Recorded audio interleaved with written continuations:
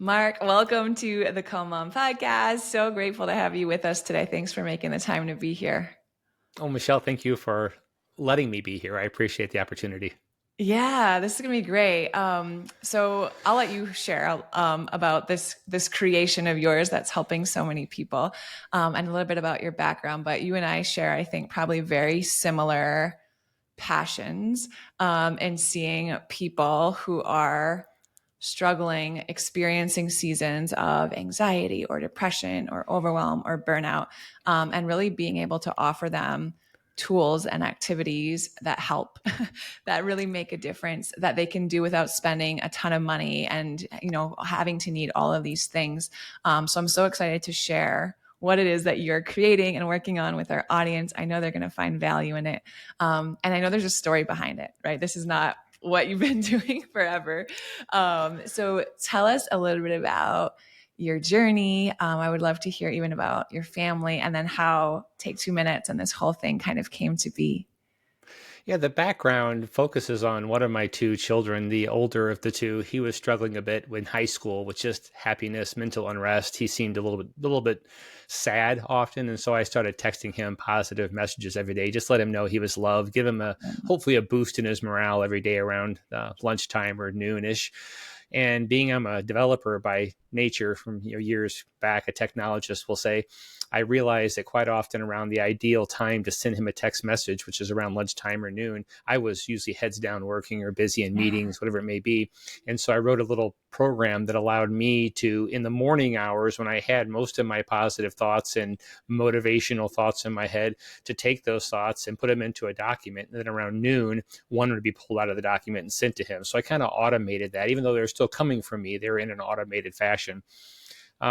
To speed this up a little bit, a few months into it, I probably had 15, 20 people getting my messages. They were all acquaintances, friends of the family, that kind of stuff. But it was fun for me.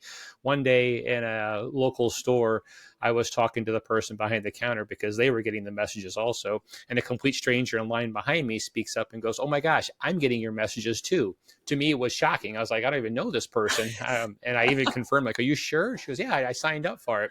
And so I went home and looked, and there's like 300 people getting my messages. So it had kind of spread a little bit that there was such a service. And this was 2015 timeframe. So Oh my at God. that point, I realized I needed to do more with this, and what that more was, I didn't know at that point in time. So I started researching, and sometime in 2017, I realized I had a connection with a doctor of psychology at Duke University, and he was more than happy to spend countless phone calls, hours on end, talking to me about um, his studies in the field of positive psychology. And he had, like, at that point in time, I think 28,000 people go through his program. And his program was focused on helping people with burnout or anxiety to get into a better mindset. And so he had a Yeah. lot of data behind his activities and how they helped and exactly what to do to make them help. And so I put those into an application in 2019 that's now Take 2 Minutes. We launched the first version in 2019, and it's been growing ever since then. And it's got all kinds of different activities built into it. Oh my gosh, that's so cool. And I love it. Like so often, I think out of necessity and just wanting to help ourselves or the people that we love come these really beautiful creations that are so Yeah. helpful to so many. Okay, you mentioned positive psychology. And I think that's something that maybe a lot of us have heard thrown around here or there. And we know, or we think we know, what it means to be positive or have a positive mindset. But what is positive psychology and how does it like kind of relate to all of this? So I love this question because I think it's very, very important. And I'll give a pretty thorough answer, I hope. So if you go online, you hear people talking about toxic positivity and Right. false positivity and all those kind of things. Positive psychology is not that. Okay. Positive psychology is not the, oh, you're in a sad place. What does it, turn that frown upside down? It doesn't work Yeah, that way, exactly. right? Just cheer up, right? Yeah, it doesn't really work that way. And Yeah. that's not, in my mind, and my interpretation, what positive psychology is. Positive psychology is the idea that we have tools we know how to use to help ourselves get into a better positive state when we are Mm, ready. And I'm going to add that when we are ready, because there are I think 17 core emotions in the emotions wheel. Each one Mm-hmm. of those have five that spawn off it, and each one of those have five. There's 300 plus emotions out there, right? As humans, we should experience many of those emotions in our Yeah. daily lives or our Yeah. monthly lives. What that means is you are not going to be happy every day. It just doesn't Mm-mm. work that way. Mm-mm. Life's going to throw things at you. There's ebbs and flows. You're going to have challenges. You're going to have work Yeah. challenges, maybe financial, maybe it's, something's wrong with your child, they're sick. You're going to have times where you're not happy, and that Yeah. is okay. The goal of Yes. positive psychology is not 24/7 happiness. The Yeah. goal is when you have a tragic event, and I'm going to use like the loss of a loved one. That's a terrible, Mm-hmm. terrible event. You are not going to be happy the next day. And positive psychology is not going to make you be happy the next day. And that's Mm-mm. all okay. The idea is when you are ready, when you have mourned, when you have gone through the stresses, when you've experienced other emotions, and you are ready to start digging yourself out of that hole, Yeah. you know the tools through positive psychology that can help you instead of Yeah. spiraling down further into a deeper depression. You know how to dig yourself out of that hole when you are ready. And I think that when you are ready is the key to that whole statement. Oh, that's so good. And that tracks so well with what I teach on the podcast. Like the people who have been listening to the show for a while, they've heard me say so often, like even the name, the Calm Mom, I've struggled Yeah, with it at times because I don't want to perpetuate this idea that we're supposed to be calm all the right. time, right? Same thing with happy. Like we're not actually supposed to be, that's actually an unhealthy emotional range, Yes, right? If we're always feeling a certain way or if we're always calm, there are certain times where we have to have a little bit more of that sympathetic energy and respond to things or show up different ways. And I can't just like, my kids walking toward a busy street, I can't just calmly right. saunter over. Like it's appropriate for me to actually be spurred into a stress response then. So the goal of positive psychology, kind of what I'm hearing, is not necessarily to be happy all the time. Just like the goal of the tools I teach is not to be calm all the time, but it's to grow my resilience so I can Yes, experience the ups and I can experience the downs, right? The full range of human emotion and not get stuck in the highs yes. or the lows, but be able to come back to what feels like a regulated or like that homeostasis kind of place. So that I see and feel a lot of similarities in how we go about teaching these things. And then that begs the question about the activities, because I think that's a good framework. And I think it also gives good permission. And maybe you can share a little bit about this even before we jump into the activities. And that's the permission not to have to be happy all the time. I think there's a lot of people, and I don't know if you experience that too, that might come into your work and there's a sense of like, I don't know if it's guilt or shame that like, I'm not feeling well, or I am feeling down, or I do need this help. And just this idea of like, hey, that's okay, but we're going to give you some tools so that you don't feel so stuck there and you can get yourself when you're ready, to your point, to this place where you feel better and more like yourself. Yeah. So first off, I love the whole analogy. Yeah, we're not supposed to be calm all the time. We're not supposed to be happy all the time, and that's okay. I think through positive psychology and the activities that take 2 minutes, my goal is to be happy more of the time than not. And so Yeah. you're trying to focus on that, but life's going to still throw challenges at you. Similar to what you said of being the calm mom, me running take 2 minutes, people probably have this misnomer that I'm happy all the time. And no, there's challenges in life. There's Yeah. problems, there's complications, and that's okay. There's days I don't feel my best. There's days I'm, frustrated. And I think what has helped me over the years is through positive psychology and through the activities and take 2 minutes, I'm able to recognize when I'm having those bad days. I can Yeah. actually just Catch it. almost like look outside my body and say, this is not a good day for me. And I try to, uh, change my interactions with people on those days so I don't reflect my negativity outwards on That's them why. because I'm recognizing I'm having it. So maybe I don't have the Yeah. important meeting that day or something Yeah. because I recognize it's not a good day for me. And then when I'm ready to get out of that state, I'm able to do so. So I wanted to expand upon what you said, 'cause I think everything you said Yeah. was beautiful. I just wanted to add a little more to it. No, I love that. Okay, so we're talking about take 2 minutes. Yes. For people listening that are like, okay, but what is this? Tell us what it is and how it can help them. And then let's talk a little bit about kind of what's in there and what would be available to them. Yeah, so Take 2 Minutes is a platform I created in 2019. It is a whole series of activities that one can partake in to help themselves through different life events, we're going to call it. So we talked about positive psychology. Specifically for positive psychology, there's gratitude journaling and there's a 3 good things activity. And I want to talk Okay. about both of those and specifically gratitude journaling, because I've Okay. created something in Take 2 Minutes I think is very, very different.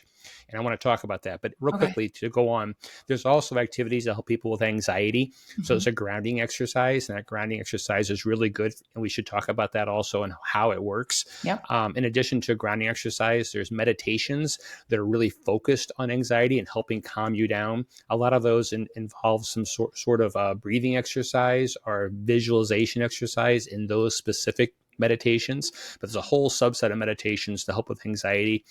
In addition to the anxiety focused meditations, there's a library of about 300 other meditations just in case people want to meditate.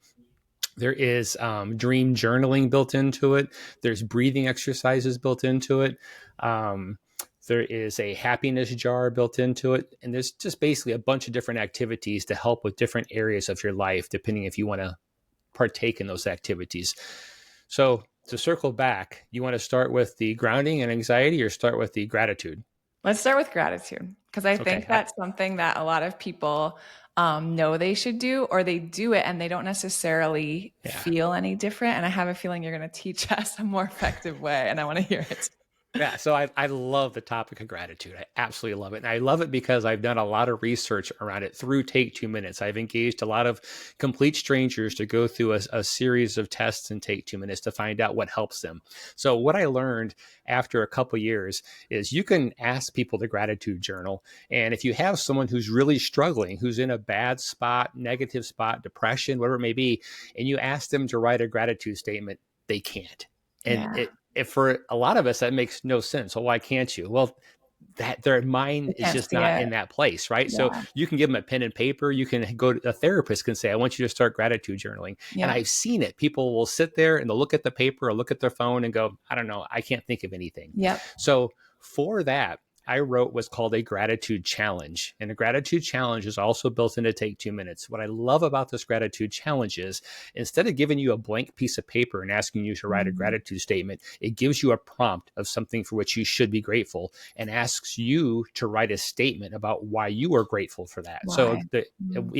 the example I use quite often is the sun provides light and warmth to our planet. Think of a reason why you like the sun. So it gives you Mhm. something to think about, one topic. And I've kind of given the thought around some people are good authors and some people are good editors. An editor is someone who can take an idea and edit it and make it their own, whereas an Yeah. author can start from scratch. Some people, when talking about gratitude, need that editing to learn how to do it.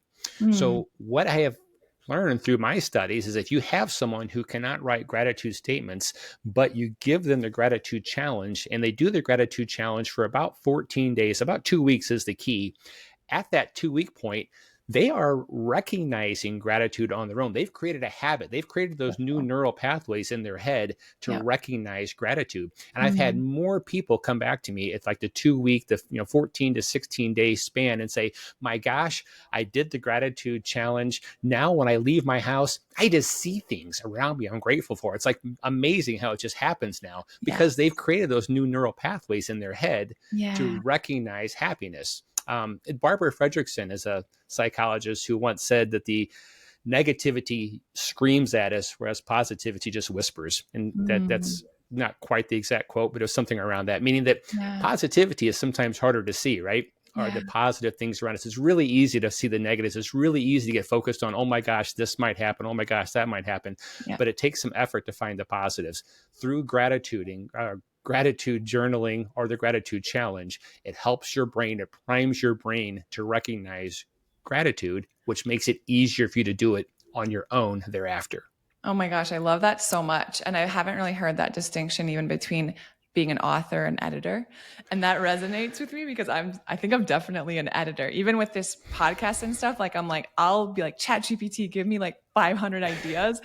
And then I'll go through and I'm like, I can create so much stuff. But if I just sit Yeah. there with a blank screen, I'm like, oh my gosh, nothing is coming. So I love that idea. Okay, so I want to talk about one more thing with gratitude. when I teach gratitude, I teach about it because we do a lot of work around somatics and including the body on this show and in the work that I do about truly embodying gratitude. Because I think when we do a gratitude practice as just something else to like check off our morning routine, and it becomes this mundane, like every day, grateful for my family, grateful for my job, grateful for my house. And then it's like, okay, now I'm on to the next thing and whatever. That's not particularly Right. effective, I don't think. So Right. can you just talk to us a little bit about like, how do we get ourselves into a space where we're actually embodying gratitude? We're actually seeking it out. We're actually rewiring our brain to look for it and experience what happens in our body when we are grateful. And it's not just like another task to check off and move on with our day. No, that's very good. And I think there's two ways to look at this, right? For someone who hasn't gratitude journaled in the past, I think the first step is just doing it. And that can be the Yeah. gratitude challenge, but ultimately it's starting to make those steps towards writing it down. So if you have someone who hasn't started it, just starting is the first step. And I think that initially, they don't have to be profound statements Mm-hmm. initially, right? But you can't, like you say, get into a habit of I'm grateful for my children, I'm grateful for my dogs, and just repeat that. What I tell people is try to have 30 days where you have a different Different. topic every day. So you So have to good. challenge yourself a bit, right? And that's where, again, if you're not good at it, the gratitude challenge is beautiful because you can Yeah. do a 30-day gratitude challenge and every day you're going to get a different prompt. The prompt's going to be Yeah. different every day in those 30 days. You have to think every day about what the prompt is and why you're grateful for it. But then if you start out on your own, the goal then is to make sure you do different topics every day. So you're giving Yeah. some effort into it because Yeah. I love my family. I love my kids. I love my dogs. I love my wife. But at the same time, if I said those over and over again every day, I'm not creating those new neural pathways. I'm not Yeah. recognizing new things. So Yeah. to give you an example, I'm at the point now where I love this. If I go walk my dogs and I smell like honeysuckle, I'm like, oh, I Yeah. really am grateful for the smell of honeysuckle. And I just Yeah. have those moments while out and Beautiful. about. Or Mm-hmm. if you see something around you that you like, I'm able to say those. But it's getting to that point by recognizing different things. And those seem very topical, right? If you think about it at a high level, yeah, I'm grateful for honeysuckle. Some people are like, yeah, that's not a big deal, but it really Mm-hmm. kind of is because you're It is. recognizing something you like. You're Yes. training your brain to recognize those things, and through doing that repeatedly, you Mm-hmm. help yourself get into a happier spot. Yeah, those are the glimmers that we talk about, right? And they're actually really regulating to our nervous system also. They bring a ton of regulation and safety and Yeah, peace. And, we have a negativity bias as human beings. So we're actually pushing back against that. And we're saying, wow, there is actually an infinite amount of good things that I can be grateful for if I'll just right. train myself to see and appreciate them. Yeah, Absolutely. And what a better way to just live life. Like, I don't care if it's yeah, not a big thing to be grateful for. Like, I want to be a human being that appreciates and sees all of the good and doesn't just like pass yeah. it by in a hurry all day long. I love that. Yes, Yeah. absolutely. Okay, let's talk about grounding. Because I think this is another one. Oh, is there something else you're going to say about Yeah, gratitude? Okay, let's hear it. if you don't mind, I want to Please. touch on three good things Oh, because what yes. something that I love that you said, and I absolutely love this because a lot of people misinterpret this, is you actually stated in the morning for your gratitude statement. So again, I've had a lot of focus groups, and my focus groups are very purposeful in how they have people do activities. So I have started all my focus groups, and hopefully I can get this out in a few minutes without taking too long. But I've started all my focus groups with everybody taking what's called a modified differential emotion skill questionnaire. It's a questionnaire that asks you 20 questions, and it's all built in to take 2 minutes again. But it kind of rates your positivity against your negativity and gives you a Okay. score. So everyone starts with that. Everyone was then prescribed, just for lack of better terms, 30 days of gratitude journaling. And if they didn't know how to gratitude journal, they did the gratitude challenge, but they were prescribed that in the morning hours very purposefully. So in the morning hours, within a couple hours of waking up, write your gratitude statement. Okay. Then in the evening hour at day 15, so for the first 15 days is all just gratitude journaling. At day 15, you're going to add a new exercise in the evening, which is the Mm, three good things activity. The mm, three good things activity, and I've heard this talked about many times online and social media. It Okay. is an evening exercise, and it's purposely an evening exercise because you're supposed to reflect on the day and think of Mm, 3 good things that happened that day. What mm, this does, and this is a highly, highly researched activity, 3 good things is what it does is it puts your mind into a positive state prior to you going to sleep. Then when you fall asleep, your subconscious actually works in that positivity to create new neural pathways while you're sleeping. So you brilliant. wake up in a better state. The data has shown it only takes 15 days of a 3 good things activity for you to start recognizing those new neural pathways and Wow. having a positive impact in your life. And that positive impact lasts for 4 months after you stop the 3 good things activity. It's fascinating. So Wow. again, first 15 days, gratitude journaling. Second 15 days was gratitude journaling in the morning, 3 good things in the evening. Through my And then at the end of the whole 30 days, I took another MDES questionnaire. What I found is 95% of all participants who complete all the activities have an average of a 200% increase in positivity Wow. after those 30 days. Without changing anything Fascinating. else. That's it. Yes. It's wild. So if you guys were daydreaming or like if you were, driving and got caught up with directions or your kids interrupted you or something, go back a few minutes and listen to that again because that is so powerful, right? Where our focus goes, our energy flows, and we get to choose. We get to train our brain what it is going to focus on. And that's exactly what Marc is showing you here. And then the research behind it to support it. And I don't care how busy you are, if you don't have, 10 minutes in the morning and 10 minutes in the evening, probably even less than that, to Less. Yeah. include a practice like this, that will have massive ROI. This is like a great, powerful place to start. And I've heard it before, like the last thought you have in the evening is often the first thought you'll have in the morning. So you have Yeah. to be really intentional about the state in which you fall asleep. What's going on up there, right? What are we focusing on? What are we ruminating on? What are we giving our brain as food to like process all night long?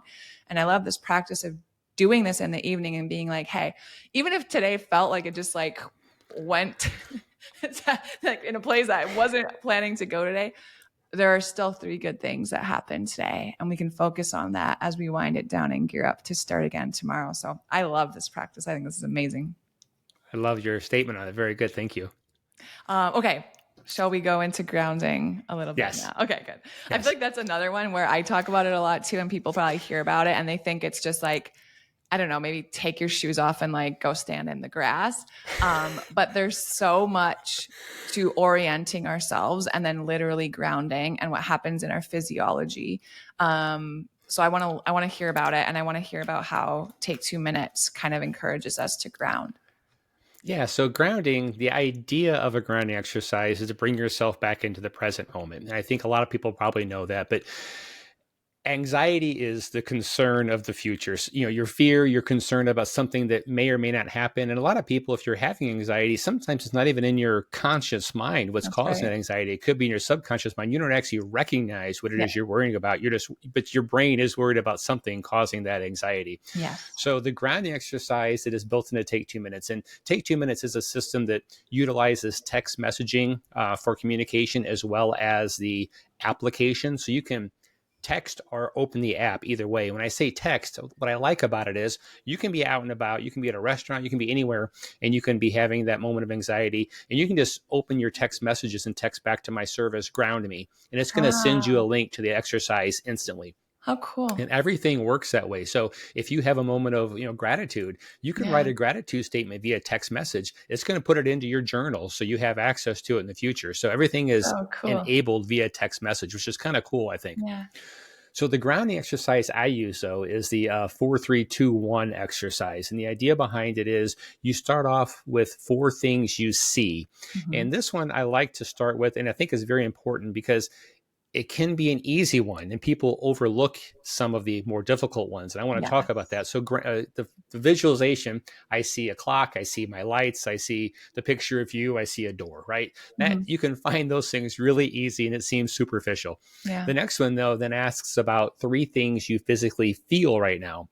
And Mhm. that's one that does take a little bit more effort then, right? So, Mhm. and that's the important thing. Some people are like, what do I feel? I feel nothing right now. Well, you got to think Mhm. about it. I feel my elbow over here against my armrest in my Yeah. chair. I feel my feet propped up against the legs of my chair. I feel my sits bone on the chair. Those are Mhm. things I'm physically feeling right now. Mhm. And so pinpointing those things, recognizing those things takes your focus away from the future and more into the present.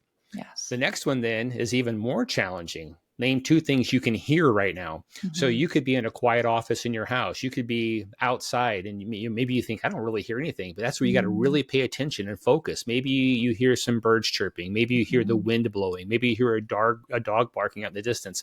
Taking the time to recognize those is the important step here. It's not flying through it and giving quick answers. It's really taking a moment to stop and listen and Yeah. be and pause, because that is what's bringing you into the current present time, is Mhm. that effort you're applying towards answering the questions. Something else is name something you can smell right now. And that one can be even trickier, right? But that's where you Yeah. need to take maybe a minute and just sit and do nothing besides focus on your nose and your sense of smell and find something you can write down. Those activities and taking the time again is what brings you into the present moment and alleviates that anxiety, which you may or may not know what it's focused on. That's so good. And you guys, this is a really powerful upregulating and downregulating practice, and something that I teach a lot. And this is exactly what it is. You guys have heard me say this a billion times. When we are feeling dysregulated, we've got to get out of our head and into our body. And this is a practice Yeah, of getting out of our head and into our body, right? Our body does not regulate through words, just telling ourselves to calm down. It doesn't even regulate through thoughts. It regulates through sensations and feelings. And when you go through an orienting practice like that, right, four things I can see, and then really have to, like Mark was saying, like sometimes it's like the only thing I can hear is my own breath. And I'm like, okay, that's what I got right now. Or I'll make a noise or like tap my pen to my chair. And I'm like, okay, I heard that. But what we're doing is that when we become dysregulated, there's a fragmentation that takes place, right? There's kind of a separation. And we bring ourselves back into our body and notice these things that are happening all around us that we're just not attuned to. That brings safety, right? Like you're saying, that brings us back into the present. It's kind of like this, like, and we come back to center and we ground. And it's a simple practice. And I love how discreet it is also. Like you were saying, you can do it at a restaurant. You can do it when you're yeah, driving in the car. You can do it when your kids are like driving you nuts. I do it like that sometimes. But it's so, I love that you walked us through that, because again, we can put that into practice anywhere. Don't discount it. Don't think, oh, well, that's just like a little silly. No, this is like a powerful tool that your it nervous is. system will respond to and help bring regulation to your system. Absolutely. And then if you do Yeah. text ground me, the system also sends back a meditation focused on anxiety also. So you get the grounding exercise and a meditation automatically if you text those words back to the Hit it from system. both sides. Yeah. Yep. The Yes. body and the brain. Wow. That's so Yes. beautiful. Okay. What's your favorite activity in there? What do you use the most?